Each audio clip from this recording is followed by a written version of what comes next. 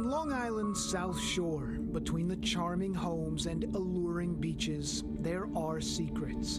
A mystery deep and twisted, the Gilgo Beach murders. This was an enormous operation, unprecedented within the history of the department. At least 11 bodies discovered, mostly near Ocean Parkway. As Fox 5 has reported over the last decade, in all the years since the first bodies were discovered in 2010, no arrests have ever been made.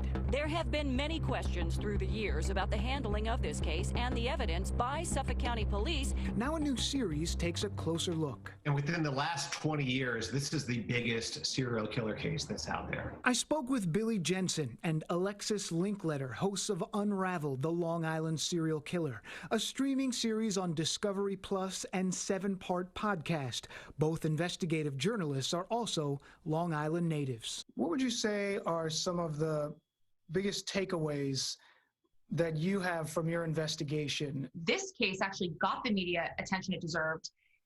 The person in charge still derailed the investigation, and no one asked him any questions about it. She's talking about James Burke, the former Suffolk County police chief, and questions about whether Burke blocked the FBI from investigating in the early stages. He kicks out the most sophisticated crime-solving force in the history of the world. He's got 11 bodies along Ocean Parkway, and he says, go away. And the story goes deeper, strangely, because of this man, Christopher Loeb, a former heroin addict who happens to be Alexis Linkletter's childhood friend. They told me that there was a high-up cop that lived in the neighborhood. One night, Loeb stole a duffel bag from Burke's car. He alleges was filled with sex toys, hardcore pornography on DVDs with connections to prostitutes. It was in the back seat, in the second row. What happens next changes the Suffolk County Police Department forever. Loeb is taken into custody where he says he was shackled to the floor. And then Burke, the top cop in Suffolk County at the time, personally beats him up. I saw what was on the DVD. He was embarrassed. Not only was he embarrassed, but he was scared. In 2016, Burke was sentenced to 46 months in federal prison in connection with the assault on Loeb.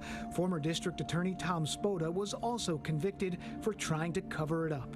Not long after, an escort came forward to say Burke had sex with her at a party with drugs and prostitutes at a home in Gilgo Beach. This from our reporting at the time. As we were talking, he would rub his hand up my leg. Burke's attorney called those accusations false. He's never been named a suspect or person of interest in the murders. The case remains unsolved. Recently, current Suffolk County Police Commissioner Geraldine Hart unveiled new evidence, a belt used by the killer.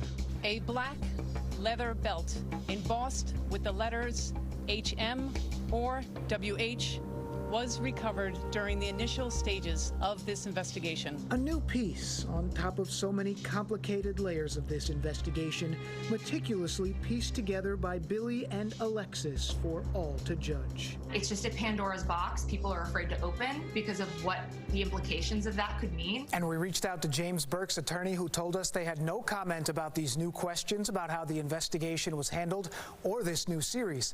Unraveled, Long Island Serial Killer is now streaming on Discovery Plus and wherever you listen to podcasts. You can also hear an extended interview with the hosts on our podcast, The Tape Room. Dan Bowens, Fox 5 News.